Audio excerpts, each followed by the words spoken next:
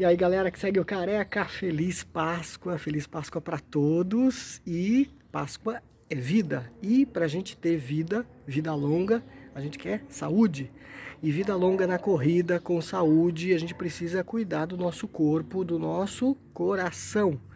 E um dos testes super importantes, básicos eu diria, para você que está começando na corrida, ou mesmo para você que já está na corrida e quer continuar, ter vida longa na corrida. O careca de correr aqui acompanhou o Pierre Timóteo, o grande Pierre, abraço Pierre, ele que é corredor. A gente acompanhou ele num teste lá na Clínica Atenas, que fica aqui em Joinville. Agradecer também ao Dr. Alexandre Gaioso, que nos presenteou aí também com essa oportunidade de mostrar esse exame para vocês corredores. Então vocês vão, depois da vinheta, acompanhar esse exame que foi bem legal e conhecer, né, um pouco, quem não conhece, como é que funciona esse exame, para você, se puder, tiver essa oportunidade, faça esse exame, importante fazer esse exame, justamente com esse propósito, de você ter saúde, vida longa na corrida e obviamente também para você saber, né, como é que está o teu corpo, quais são as condições aí do teu coração durante uma atividade física. Tá feito? Bons treinos, boas corridas, roda a vinheta.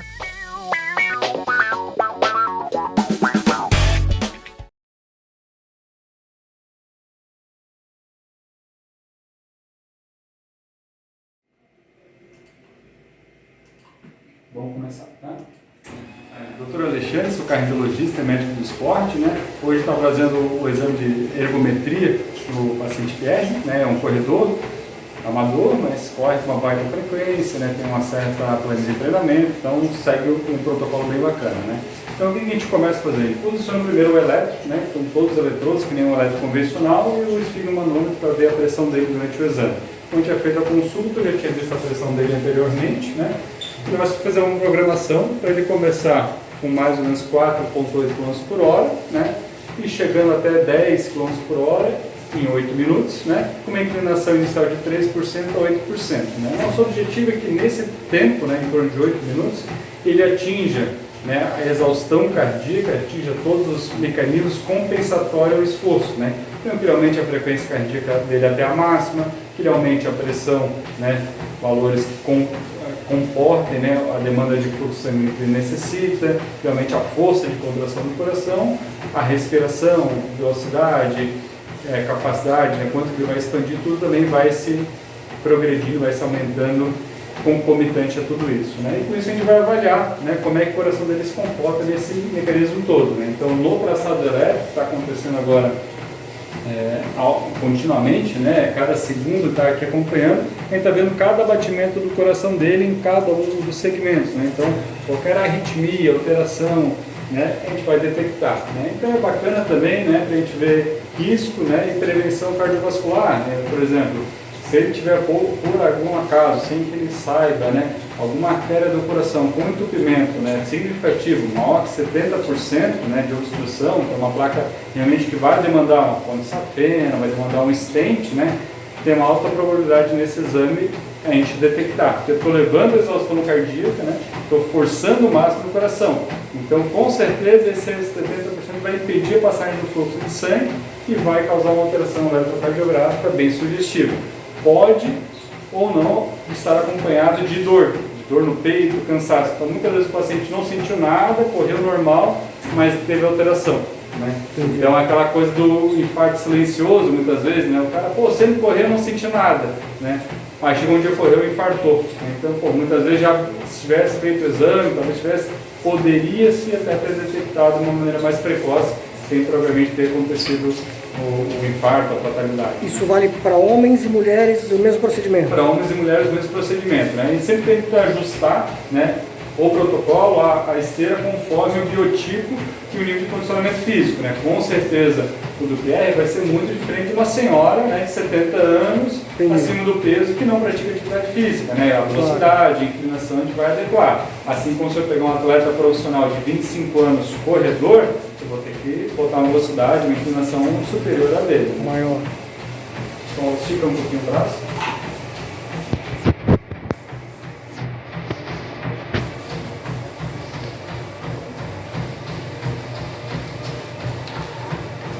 Então a gente verifica a pressão ao longo do exame, né? O comportamento natural é que tem uma elevação da pressão arterial sistólica e um leve descenso, né, diminuição da diastólica, né? Isso é um processo fisiológico, natural, né? O pessoal fica preocupado, a pressão estava em 15, 16, isso é ótimo, né? Todo corredor, todo atleta, todo jogador, a pressão dele está lá em cima durante a atividade física. O que mostra que é um comportamento natural, né, subir a pressão. O que é não natural, o que é doença, é patológica, ela se manter constantemente alta. Isso é doença da hipertensão, né? Então a pressão fica alta, mesmo está lá sentado no sofá, ou está dormindo à noite, a pressão continua alta. Isso é um problema. A gente vai ver depois, bem provável que assim que terminar o exame, em poucos minutos ele já vai ter um descenso bem significativo da pressão e retomada aos níveis fisiológicos, naturais, né, que para ele seria abaixo de 13/8. O Pierre está com 52 anos e ele até então não tinha feito nenhum exame desse tipo. Certo. O ideal é quando, qual época da vida fazer um exame desse, mesmo não sendo um corredor? O que você diz? Olha, o que a gente recomenda é sempre passar por uma avaliação médica, né, previamente, para identificar os fatores de risco, né? Então, tem pacientes com 50, 60 anos a gente indica, tem paciente já com 30 anos a gente indica, né? Então vai muito do quê? Das doenças que a pessoa tem, e do que ela faz de atividade, né, laboral ou de lazer. Então, se eu estou pegando um atleta de alto rendimento, né, desde jovem, né, adolescente, acho que vale a pena fazer já precocemente, com 20, 30 anos, para questão de prevenção de fatalidades maiores, né? Se eu estou falando de uma pessoa, a população normal, que não tem nenhuma doença, tem uma vida ativa, né, mais leve, a partir dos 50 seria o normal, né, fazer uma avaliação desse exame, né? Mas se é hipertenso, se fuma, se é obeso, se é sedentário, se tem histórico familiar de infarto, AVC, de problemas cardiovasculares, a gente vai abreviando isso, né? Com 30, quem sabe, 40, aí tem que ver muita somatória de quantas doenças e problemas ele tem de saúde, né? Pegar um gordinho, sedentário, fumante, diabético, hipertenso, colesterol alto, pode ter certeza que com 20, 30 anos já vai estar sendo indicada para ele, né? Mas se pegar quem o Pierre tem bons hábitos, né? Pô, nos 50 anos está bem compatível fazer ele a partir de 50 anos uma avaliação dessa. Legal, muito bom. E é uma avaliação rápida, de certa forma, né? São 8 minutos? 8 minutos em esforço, né? Em torno de 8 minutos, depois tem mais 3, 4 minutos na recuperação, que a gente vai acompanhar como que vai baixar os batimentos, como que vai baixar a pressão dele, né? E vão acompanhar também a sensação de esforço dele, se está sentindo bem, se não passou mal, se não ficou tonto, né? Fez alguma alteração também clínica, né? Tem alguns exames que se usa uma máscara, né? Sim, a gente faz aqui também, né? O teste cardiopulmonar, um exame bem bacana. Esse tem algumas indicações para doenças, né? Doenças pulmonares, paciente com problema de válvula, paciente que tem artérias entupidas e tudo mais, tem indicações bem específicas para isso. E outra população que é muito bom são atletas, né, pessoas corredoras. Isso a gente auxilia o treinador dele na montagem da planilha, né, do treino dele. Porque com a máscara a gente consegue pegar os limiares, né? Primeiro vai ter o VO2, né, que é um dado bem substancial, né, que qualquer treinador vai usar. E outros são os limiares, o primeiro e o segundo limiar. Isso ajuda, né, para programar as zonas de treinamento, né? Então eu consigo passar as zonas de treinamento para ele com a frequência cardíaca exata de cada zona, né? E ainda se eu botar sem inclinação, a rampa, botar só com a velocidade, ainda consigo botar mais ou menos a velocidade das zonas, né? Legal. Então o treinador, conforme montar uma planilha de treino, seja para uma competição, seja para manutenção, ele vai ter dados muito mais palpáveis, né, para fazer essas zonas, né? Então não vai ser aquela conta 220 menos a idade, aí tira 20%, faz a zero. Não, vai ter os dados certinhos de cada zona, conforme o limiar dele, conforme o resultado dele mesmo, individualizado. Cada pessoa tem mesmo o seu, né? Tem É o seu, difícil você fazer essa continha e fechar para todos, né? Exatamente. Claro, se tu vai pegar screening populacional, se pegar 5 mil corredores, para 5 mil, se fizer uma fórmula única, vai servir, porque um vai ser de mais, outro vai ser de menos, mas a média vai ficar ok, né? Mas quando a gente está falando de individualizar, né? Atletas de elite, quem quer realmente pensar é o ideal, né? Hoje a gente vê a maioria dos atletas profissionais faz acompanhamento desse porte, né? Com nutricionista, médico do esporte, psicólogo, exames complementares, né? E tudo para refinar e aprimorar o máximo possível, né? A gente sabe que nos esportes de alta competitividade, né? De alto desempenho, é segundos, milésimos de segundo, né? Então, qualquer ali 2, 3 batimentos a mais que vai fazer, vai influenciar diretamente no desempenho dele. O doutor também pratica algum esporte, não? Eu pratico, né? Eu gosto bastante de surfar, né? Meu esporte é o surf. Ah, é? Apesar que temos as limitações de clima, tempo, distância da praia, ao mar, né? Mas é um esporte que eu pratico, pelo menos aí toda terça, meu dia de surfar e finais de semana. Pedalo, só venho de bicicleta para o trabalho, né? Não tenho carro, Muito bom. bicicleta todo dia. Gosto de jogar um tênis, jogar futebolzinho antigamente, faço um funcional, faço pilates, então tudo para manter bons hábitos, né? Isso é bem importante. Parabéns. Onde quiser, tu me avisa, tá? Vai no teu limite.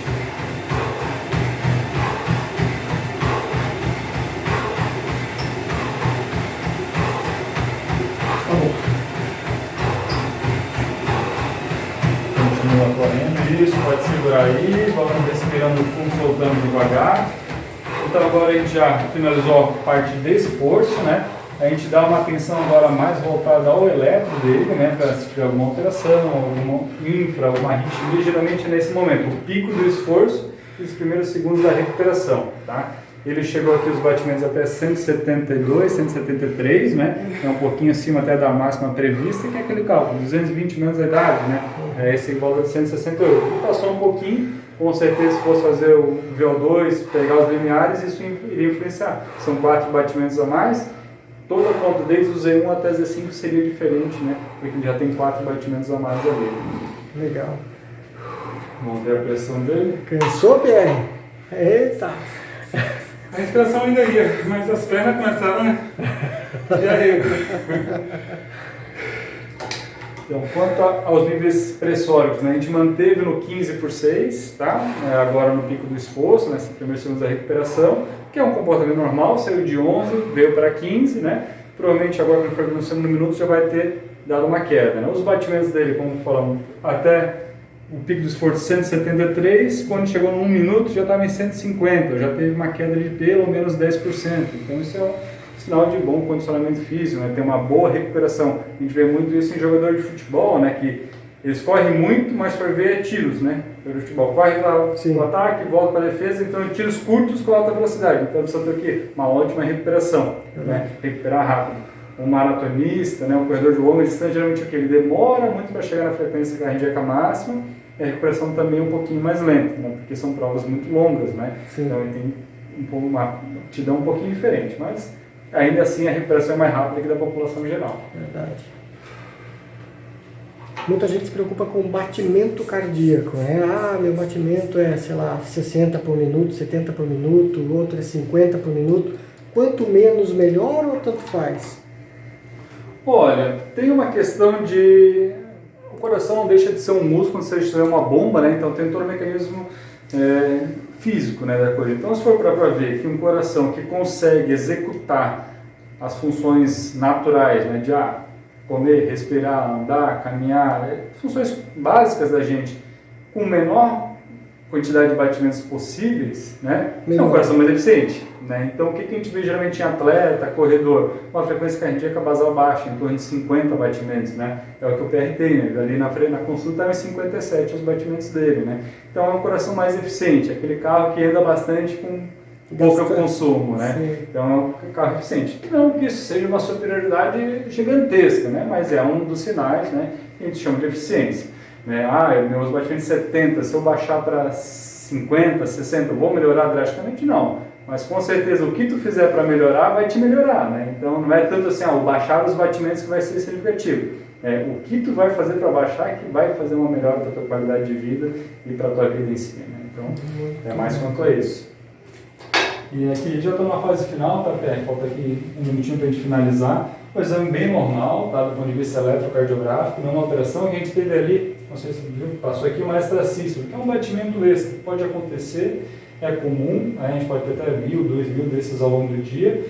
Eles são mais comuns no repouso ou na recuperação tardia. Se tem no pico do esforço, durante o esforço intenso, pode até eventualmente preocupar um pouquinho, ficar a gente mais atento. Não foi o teu caso, então bem normal, tá?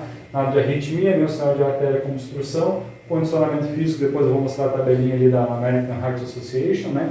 Que vai dizer se está na média, abaixo da média, acima da média ou muito acima da média, né? Mostra os percentis. Eu acho que eu aguentava um pouquinho mais, cara. Depois eu fiquei me arrependido de ter parado tão cedo. É que é a primeira vez, a esteira, tem a questão da inclinação, né? Então, ó, a aptidão cardiopulmonar dele deu excelente, conforme a AHA, né? A Associação Americana de American Heart Association, né?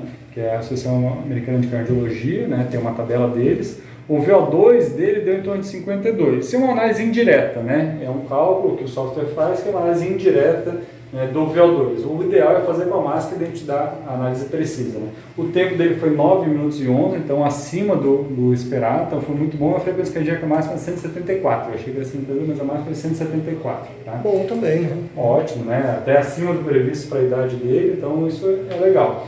O MET, que é o que a gente mais usa nesse tipo de exame, o VO2 a gente usa no geral, né? Mas nesse exame, como tem um pouco de viés na formulação do VO2, por conta que é um cálculo, não é uma análise direta, nesse exame a gente usa muito o MET. O previsto para ele era 10 MET, ele fez 15 MET, isso é excelente, né? Para ter uma ideia, eu faço em atletas profissionais, jogadores de futebol, masculino, feminino, atletas até olímpicos aí, a média deles é de 15 a 20 MET, né? Então ele está ali na média de atletas de 20 anos, 17 anos, né? Então, tá vendo? Tá muito bem. Tá bem, Pierre. Eita! Que legal. Excelente. Acho que era isso. Vou fazer o laudo dele, liberar. Eu esqueci de soltar ele daqui, coitado. Tá aqui preso. Vou tirar o homem daqui, já tá cansado, cheio de coisa. É muito novo. O corredor é assim, né? Morre, mas quer demais, né? Esse é o gostoso do esporte, né? Dá um vício, né? Endorfina, prazer, sensação de realização, né? E superação muito, né? Então, quem faz esporte geralmente faz a esteira e fala assim, pô, acho que fazia mais. Eu vou voltar daqui a 6 meses, eu vou superar. Quem não é atleta, você fala, pô, cara, que exame infernal, nunca mais. Tô morto. É aquela coisa, no pain, no gain, né? Quem gosta de esporte gosta de sofrimento também. Tá certo? Ainda mais dúvidas? Não, foi claríssimo. Que ótimo. No meu Garmin, às vezes eu meço, já cheguei a pegar no punho, né? Mas eu já peguei 184 de batimento máximo. Pode acontecer, tá? Normal, sobe, mas tem que ver se isso se manteve 184, mais de uma flexão, foi só uma flexão. Máximo. A média sempre tem mais fácil. Sim, mas dá uma olhadinha, que a média também faz a média de tudo, mas vê assim, tu estava lá correndo, chegou no pico do esforço e ele manteve 184 durante alguns segundos, ou foi uma flexão, 170, aí pô, fez 184 e já voltou. É tipo intervalado, aí você dá o pique, ele tá lá em 160, 165, e aí chega até 179, e aí baixa. Ele vai baixando, e depois eu começo outro tiro. Então é verdadeiro que a gente chama, né? Porque muitas vezes acontece, sabe aquela extracística que eu te falei? Se tiver um relógio, aqui o próprio frequencímetro, ele vai contar aquilo ali como um batimento, né? E como é que é a contagem do batimento? É o tempo que demora entre um e o outro. Aí tu divide por segundos, né? Vai dar 180 batimentos por minuto. Então cada batimento, em distância em um e outro, não espera dar 1 minuto, aí faz a média e te dá o valor, né? Então a distância entre cada um dos batimentos já vai dando o equivalente de batimentos por minuto, né? 180 batimentos por minuto. O que acontece? Entra uma extracístole, batimento extra, que entra antes da hora, né? Esse tempo encurta. Então, às vezes, ele está lá até assim, caminhando, fazendo 80, 100, antes de começar a corrida, vem um batimento extra, pum, vai para 160 os batimentos dele e pum, já baixa. Então, tá lá, 80, pum, 180, 80. Isso a gente chama de um falso registro, entendeu? É só por conta registrou porque deu um batimento extra e não é verdadeiro. Mas se diz que ele sobe, depois ele vai descendo, é um registro verdadeiro mesmo. Mas aí tu está fazendo outra metodologia de treino, né? Fazendo um HIIT, né? E HIIT é isso mesmo, leva a exaustão em curto prazo e aí precisa demandar muito da frequência cardíaca, né? O HIIT é ótimo para condicionamento, para treinamento, mas para montar uma planilha de treino de corrida já não vai funcionar essa frequência, né? Que é uma frequência muito aguda e muito rápida e muito curta, então ele extrapola a tua frequência mesmo. Certinho? Essas bolinhas pode tirar agora ou tirar em casa. Como está em cima do pelo, recomendo tirar em casa. Senão depois tem uns gritos feios na... vai ficar ruim, entendeu? Elza, apresenta a clínica aí, o pessoal quiser conhecer, Claro. Como é que faz. A gente aqui é do Instituto Atenas, né, uma clínica referência em cardiologia, ortopedia e esporte, né, trabalhando com diversos profissionais, todas as áreas da medicina. Também temos fisioterapia, pilates, né, reabilitação cardiopulmonar e também tem alguns processos aí de treinamento funcional, né, e também direcionado para alguns esportes. Então, quem tiver interesse, quiser conhecer, estamos de portas abertas. A Tenas fica aqui na Marquês de Olinda? Na Marquês de Olinda, né? Próximo ao Sadalami, o nome original da rua Camboriú, né? Mas todo mundo conhece como Avenida Marquês de Olinda, depois da ampliação, né? Bem perto do Hospital de Olhos aqui, né? Isso, bem fácil. Tem amplo estacionamento, pode vir estacionar sem custo nenhum, vai ser bem recebido. Beleza, vocês têm plano de saúde, vocês atendem particular? A gente atende particulares, reembolso e alguns planos também. Aí é individualizado por médico, né? Então, meu sócio, por exemplo, atende Unimed, Bradesco, Medservice, né? Eu atendo Bradesco, Medservice, Apvida e Solomed, né? Então, cada colega tem os seus planos credenciados e atende. Tem neurologistas, tem dentistas, tem endocrinologista, fisiatra, tem psiquiatra, psicólogo, tem toda uma gama aí de profissionais para trabalhar em equipe e dar o melhor atendimento. Atender o esportista de um jeito ou de outro. Completo, né? A gente trabalha também com muitos esportes, né? Até na assessoria esportiva, né? Então tem lutadores, tem atletas de beach tênis, canoagem, então para esses atletas dá um atendimento bem completo. Então, entre eu como clínico e cardiologista, meu sócio como ortopedista, entra nutricionista, eventualmente, se a gente percebe a parte da psicologia bem importante antes de prova, na competição, às vezes tem um atleta que vai fazer uma incursão na França, vai ficar 3 meses lá, um atleta jovem, a gente fez todo um trabalho com a psicóloga para ele poder estar preparado para chegar lá e não se desvirtuar, né? Garoto jovem, vai morar sozinho em outro país, a chance de não focar nos treinamentos é muito grande. Então, fez todo um treinamento para isso, para tirar a maior rentabilidade disso. Então, aqui é o nosso centro de treinamento e reabilitação, né? A gente tem uma área que o pessoal faz fisioterapia, faz treinamento funcional, né? Tem que usar aparelhos também muito peso livre, né? Então, tentar simular o máximo possível a prática esportiva daquele atleta, né? Para não ficar um negócio mecanizado, né? E ficar mais próximo do que ele já vem praticando, né? Então, a gente tenta usar muito peso livre, a própria questão corporal e exercícios que vão condizer com o esporte, né? Então, o pessoal do surf é uma metodologia, o pessoal do tênis é outra, corredores é outra, né? Então, vai adaptando para conforme cada um.